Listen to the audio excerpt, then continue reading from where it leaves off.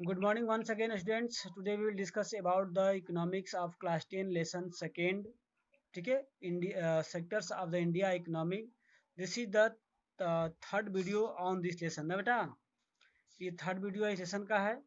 इससे पहले हम दो दो वीडियो और कर चुके हैं. आप लोग उसको नहीं देखें देख सकते हैं. तो आज हम पढ़ेंगे लेसन सॉरी पेज नंबर 30 जो है. टॉपिक्स है आपको division of sector, organised and unorganised, यानी कि असंगठित और संगठित क्षेत्रों में काम करने में क्या बेनिफिट और क्या लॉसेस हैं. इसको समझने के लिए हम 2 मिनट का एक एक स्टोरी स्टार्ट करेंगे. जैसे यहाँ दिया है कंता और कमल. कंता और कमल की पहले हम स्टोरी पढ़ेंगे. देखिए, कंता वर्क्स, आपकी बुक अगर है तो देख लीजिए आप लोग. Kanta works in an office. She attend her office from 9:30 am to 5:30 pm. She gets her salary regularly at the end of the every month. In addition, the salary he also gets provident fund, PS को PF बोलते हैं, as per the rules laid down by the government. She also gets medical and all others allowance. Kanta does not go to office on Sunday. This is a paid holiday.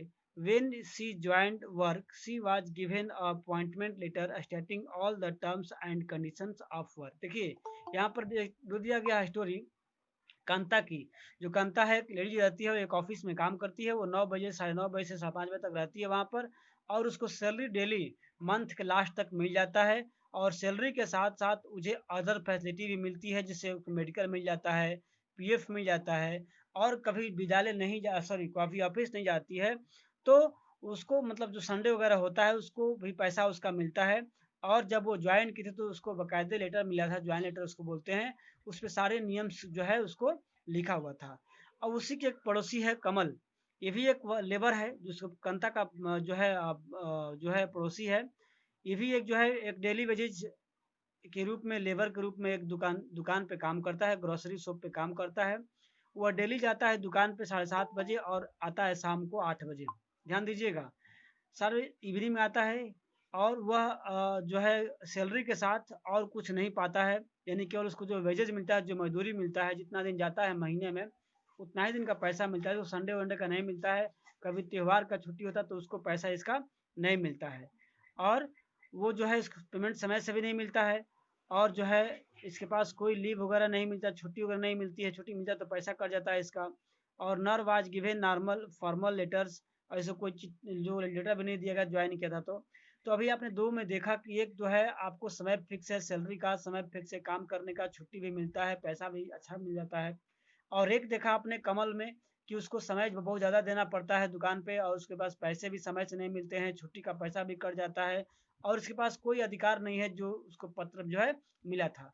तो आपने यहाँ दो story के माध्यम से समझा कि कुछ लोग ऐसे वर्क करते हैं जिसका छुट्टी वगैरह का पैसा भी मिल जाता है, सैलरी समय से मिल जाती है, उसका जॉब करने का कुछ रूल्स एंड रेगुलेशंस होता है, उसको आसानी से वहाँ से निकाला भी नहीं जा सकता है. जबकि एक देखा कि उसको अब बिल्कुल नहीं क्या है, अपोजिट है. ठीक है, तो थोड़ा सा पढ़ लेते हैं. इसको बोलते हैं ऑर्गेनाइज्ड एंड अनऑर्गेनाइज्ड सेक्टर. बेटा आप लोगों को सुनाई दे रहा है? Yes sir. Yes sir. देखते हैं कांता. कांता जो है, Kanta works in organise sector. जो कांता है ऑर्गेनाइज सेक्टर में काम करती है. तो ऑर्गेनाइज सेक्टर होता क्या है समझिए, सो थोड़ा अंडरलाइन कर लीजिएगा. अक्सर पूछता है what is the difference between organise and unorganise sector, या why do you prefer to work in organise sector, या why do you not prefer to work in unorganise sector. इससे इससे जरूर क्वेश्चन रहता है आपको 3 मार्क्स में कि ऑर्गेनाइज सेक्टर में क्या डिफरेंस है और उसमें क्या डिफरेंस है, या आप ऑर्गेनाइज सेक्टर में काम करना क्यों चाहते हैं, उसमें काम करना क्यों नहीं चाहते हैं. ऐसे से क्वेश्चन पूछे जाते हैं. तो आप इसको डीपली ध्यान से देखिएगा. हम पढ़ रहे हैं उसको ऑनलाइन कर सकते हैं आप लोग. तो organise sector covers those enterprises और place of work where the terms of employment are regular and therefore people have assured work. They are registered by the government and have to follow its rules and regulations, which are given the various laws such as the Factories Act, Minimum Wages Act, Payment of Gratuity Act, Soap and Establishment Act, etc. It is called organized because it has some formal process and procedures some of the people may not the employed by the anyone but may work on their own, but they too have to register themselves with the government and follow the rules and regulation. देखिए यहाँ बात करते हैं organise sector की, तो organise sector जो है government द्वारा बनाए गए रूल और रेगुलेशन के अनुसार काम करता है। इसका जो हैंडल है या कंट्रोलिंग पावर जो है वो गवर्नमेंट के बनाए गए नियम के अनुसार होता है। इसमें लेबरों की टाइमिंग जो है फिक्स होती है, सैलरी फिक्स होता है। इसमें कुछ ऐसे अधिकार जो है गवर्नमेंट द्वारा उसको प्राप्त होता है, जैसे यहाँ पर फैक्ट्री एक्ट है, उसमें फैक्ट्री चलाने के कुछ नियम होते हैं। उस नियम के अकॉर्डिंग जो फैक्ट्री का ऑनर है वो भी बॉन्ड है, उस फैक्ट्री में काम करने वाले जो वर्कर्स हैं वो भी उस नियम का जो है लाभ उठाते हैं। मिनिमम वेजेज एक्ट भी होता है कि भाई आप फैक्ट्री चला रहे हैं तो लेबरों को कम से कम इससे कम आप पेमेंट नहीं दे सकते हैं आपको। तो इस तरह कुछ नियम होते हैं ऑर्गेनाइज सेक्टर में काम करने वाले वर्कर्स का, ठीक है।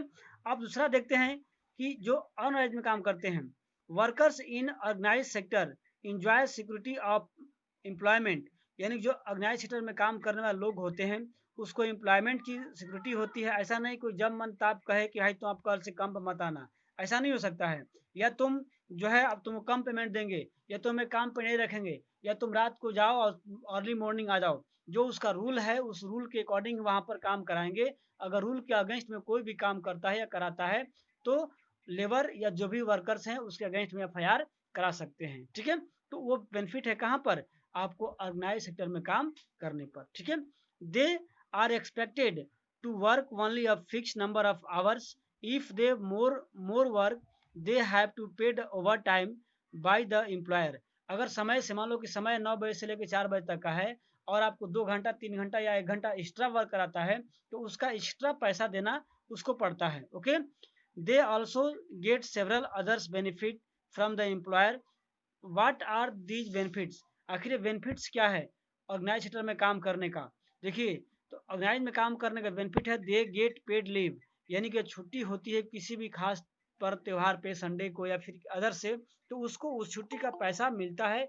ये आपको ऑर्गेनाइज सेक्टर में काम करने का बेनिफिट है, okay. Payment during the holiday, provident fund मिलता है, पीएफ मिलता है, ग्रेजुएटी मिलता है।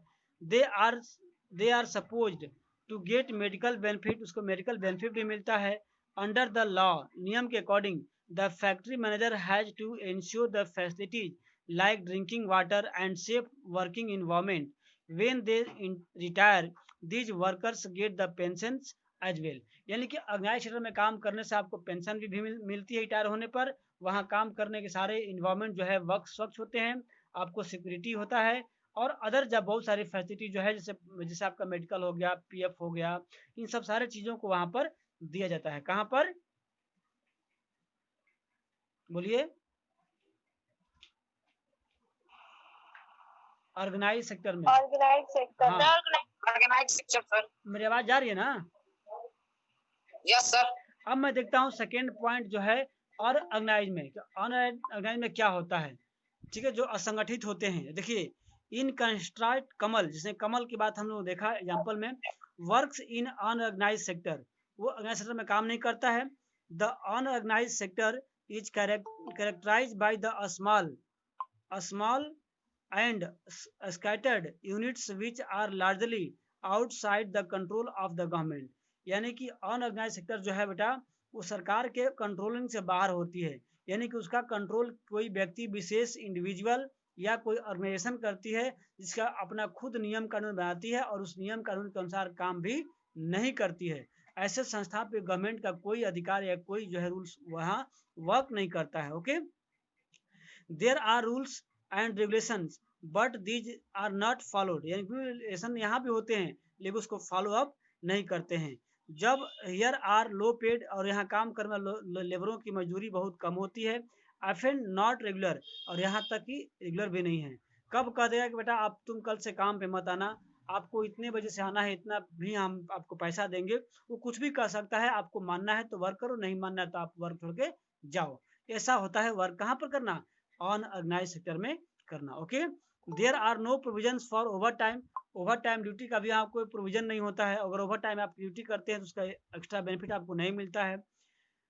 Paid leave, holiday leave due to the sickness अगर आप किसी तरह से काम पर नहीं जाते हो, कोई त्योहार है, संडे है, आपका तबीयत खराब हो जाती है, तो ऐसा कोई आपको अलाउंस नहीं मिलता है, कोई अलग से आपको पैसा नहीं मिलता है। एम्प्लॉयमेंट इज नॉट सिक्योर, और आपको एम्प्लॉयमेंट भी सिक्योर नहीं है। कब वो कहते कि आप कल से नहीं आओ, ये कोई गारंटी नहीं है। People can be asked to leave without any reasons, और वो लोगों को कभी भी कह सकता है कि आप कल से नहीं आओ, कोई भी रीजंस नहीं होने के बाद भी। When there is a less work such as during the seasons, some people may be asked to leave. A lot of also depends on the whim of the employer. This sector includes a large number of people who are employed on their own, doing a small job such as selling on the street or doing repair work. Similarly, farmers work on their own and hire labor as the when they required. जैसे हम लोग गांव में अपने काम कराते हैं किसानों द्वारा या फिर अदर द्वारा कि भाई हमारे यहाँ काम करना है, थोड़ा सा वर्क कर लो, तो वैसे में जो होता है ऑर्गेनाइजिंग से कोई रिलेशन नहीं होता है, कोई टाइम का वक्त डिपेंड नहीं होता है, कब आना है कब जाना है। इसमें वक्त से अधिक लोग समय लेते हैं और जो है पैसा भी बहुत कम देते हैं। तो ये था आपको अनऑर्गेनाइज सेक्टर में काम करने का और ऑर्गेनाइज का क्या बेनिफिट है, क्या डिफरेंस है। अब हम नेक्स्ट टॉपिक पढ़ रहे हैं पेज नंबर 32 में, how to protect workers in unorganise sector. आखिर जो ये वर्कर काम करते हैं अनऑर्गेनाइज सेक्टर में, आखिर उन्हें कैसे हम रक्षा कर सकते हैं, कैसे हम उसको प्रोटेक्ट कर सकते हैं, कैसे उनकी लाइफ को और बेटर बनाने का क्या प्रयास कर सकते हैं। तो यहाँ पे छोटा सा एक पॉइंट दिया, आप उसे देख सकते हैं इजिली, इसमें कोई ज़्यादा ये नहीं है। तो यहाँ पर दिया कि unorganise sector, sorry, organized sector offer job that are the most sought after, but the employment opportunity in the organized sector have been expanding very slowly. It is also common to find many organized sector enterprises in the unorganized sector. They adopt such a strategy to evade taxes and refuse to follow law and protect laborers. As a result, a large number of workers are forced to enter the organized sector job which pay a very low salary. They are often exploited uh, and not paid a fair wages. Their earnings are low and not regular. These jobs are not secure and have no other benefit. यानी कि आप देख सकते हैं कि government job या government organise sector की इतनी सेक्रेसी है कि वहाँ पर सभी लोग जॉब नहीं कर पाते हैं।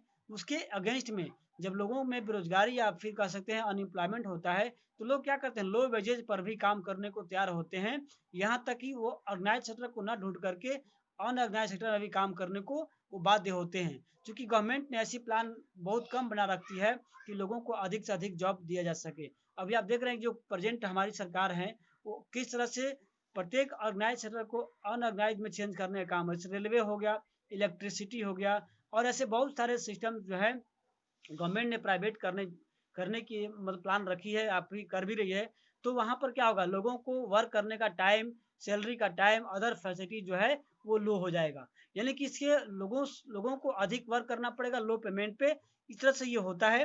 तो यहाँ पर एक बात दिया गया है कि सिंस द 1990 ऑल्सो, तो यहाँ थोड़ा सा पढ़ना आप लोग, इसमें कुछ ज़्यादा ये नहीं है, इंपॉर्टेंट नहीं है, तो इसको देख लेना आप लोग। और हम नेक्स्ट चलते हैं पॉइंट में। तो यहाँ पर कुछ कुछ इंपॉर्टेंट पॉइंट दिया हुआ है, जैसे हम आपको बता रहा हूँ कि in the urban area unorganise sector comprise mainly of workers in a small scale industries, casual workers in the construction trade and transport etc, and those who works as a street vendor, head load workers, garment makers, rag pickers etc. A small scale industry also need government's support for the uh, procuring raw materials and marketing of output.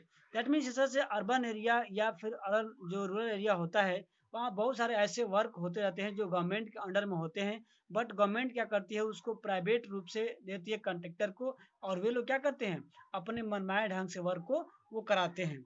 जैसे आप देख सकते हैं इसमें, we also find that majority of workers are scheduled caste tribes and backward communities and find themselves in the unorganized sector. Beside getting the irregular and low paid work, these workers also face social discrimination. यानी कि देखते हैं खासकर जो समाज में schedule caste के लोग होते हैं, ट्राइब्स होते हैं, बैकवर्ड कास्ट के लोग होते हैं, ये लगभग अनऑर्गेनाइज सेक्टर में काम करते हैं और लो पेमेंट मिलता है। लो पेमेंट के साथ साथ इनके साथ बहुत सारी क्या होती हैं, भेदभाव भी होती हैं, डिस्क्रिमिनेशन भी होती हैं। और protection and support to the organise sector workers is thus necessary for the both economic and social development. इस तरह से अनऑर्गेनाइज काम करने वाले वर्करों की जो नेसेसरी इकोनॉमिक्स और सोशल या डेवलपमेंट है वो नहीं हो पाता है। तो हमारे कंट्री में इस तरह की बहुत सारी समस्याएं आज के दौर में व्याप्त है अनएम्प्लॉयमेंट का। तो अनएम्प्लॉयमेंट की वजह से क्या होता है कि लोग ऑर्गेनाइज सेक्टर में जॉब नहीं मिलता है तो कहाँ जाते हैं, अनऑर्गेनाइज सेक्टर में जॉब करने को वे लोग मजबूर रहते हैं। ठीक है, पढ़ा लिखा इंसान ने पढ़ा कल वो इसमें अपने पढ़ा कल बेरोजगारी में अनएम्प्लॉयमेंट में कि जो टीचिंग एजुकेटेड अनएम्प्लॉयमेंट है, शिक्षित बेरोजगारी खासकर शहरों में ज़्यादा है, अब देहातों में भी होने लगा है। लोग अच्छा खासा पढ़े लिखे हैं, फिर जॉब नहीं मिलने से क्या होते हैं, लोग ऑर्गेनाइज सेक्टर में मतलब काम करते हैं, वर्क करते हैं और उन्हें पेमेंट भी सही से नहीं मिलता है और उनकी मान सम्मान भी क्या होती है, वो मतलब नहीं सही हो पाती है। तो ये टॉपिक था। और एक लास्ट टॉपिक है sector in the terms of ownership, जिसे मालिकाना, जिसे बोलते हैं स्वामित्व के आधार पर जो सेक्टर्स होते हैं उसको हम बांट सकते हैं पब्लिक एंड प्राइवेट सेक्टर। अभी आपने देखा कि ऑर्गेनाइज एंड अनऑर्गेनाइज सेक्टर जो था, संगठित और असंगठित क्षेत्र जो इकोनॉमिक दृष्टि से था। अब हम देखेंगे नेक्स्ट टॉपिक है, थोड़ा सा पॉइंट है sector in the term of ownership. जैसे मान लो कोई संस्था है जिसको गवर्नमेंट हैंडल करती है, जैसे गवर्नमेंट नियम कानून बनाते हैं, और कुछ सेक्टर ऐसे हैं जिसका नियम कानून या जो वर्क है किसी व्यक्ति विशेष के हाथ में होता है, जो उसको प्राइवेट बोलते हैं। जैसे आप लोग हम बात करेंगे, थोड़ा सा पढ़ लेते हैं हम लोग कि other way classify economic activities into sector would be on the basis of the who owns asset and responsible for the delivery of services। यानी कि हम यहाँ बात करते हैं कि इसको बांट सकते हैं किसी तरह से कि आखिर इसमें जो एसेट लगा है किसी भी वर्क में उसका मालिक कौन है और सर्विस प्रोवाइड करने वाला मेन लोग कौन है। तो उसके अकॉर्डिंग हम देखते हैं तो यहाँ बांटते हैं दो भागों में, public sector and private sector. यहाँ भी पूछता है कि what is the difference between public sector and private sector में, या what do you know about public sector of the economic activity, या what do you know about private sector of the economic activity, या why do we prefer the public sector doing the work, या why do not prefer to doing the work in the private sector। ठीक है, इस तरह से आपको बार बार पूछी जाती है क्वेश्चन वगैरह कि क्या प्राइवेट सेक्टर और पब्लिक सेक्टर में डिफरेंस क्या है और आप किसमें जॉब करना पसंद करते हैं और क्यों पसंद करते हैं। तो वही सारी बातें हैं जो हम लोग ने उसमें पढ़ा था ऑर्गेनाइज और अनऑर्गेनाइज में, तो मेन वही डिफरेंस है। लेकिन थोड़ा सा हम एग्जाम्पल देख लेते हैं। ठीक है, देखते हैं in the public sector, page number 33 last line है नीचे का। In the public sector the government owns most of the asset and provides all services. ठीक है, पब्लिक में क्या होता है कि सारे जो संपत्ति होती है, सारे जो एसेट्स होते हैं वो गवर्नमेंट प्रोवाइड कराती है और सर्विसेज भी गवर्नमेंट देती है। जबकि प्राइवेट सेक्टर में क्या होता है कि ownership of asset and delivery of services is in the hands of the private individuals or companies। यानी कि जो प्राइवेट सेक्टर में क्या होता है, कोई व्यक्ति विशेष होता है, कोई कंपनीज होती है, या कुछ लोग होते हैं जो कि अपना ऑर्गेनाइजेशन बना करके वर्क करते हैं, जो कि सर्विसेज को प्रोवाइड कराते हैं और जितने भी सामान लगे होते हैं, एसेट्स होते हैं, वो खुद ब खुद क्या करते हैं, उसको मेंटेन करते हैं।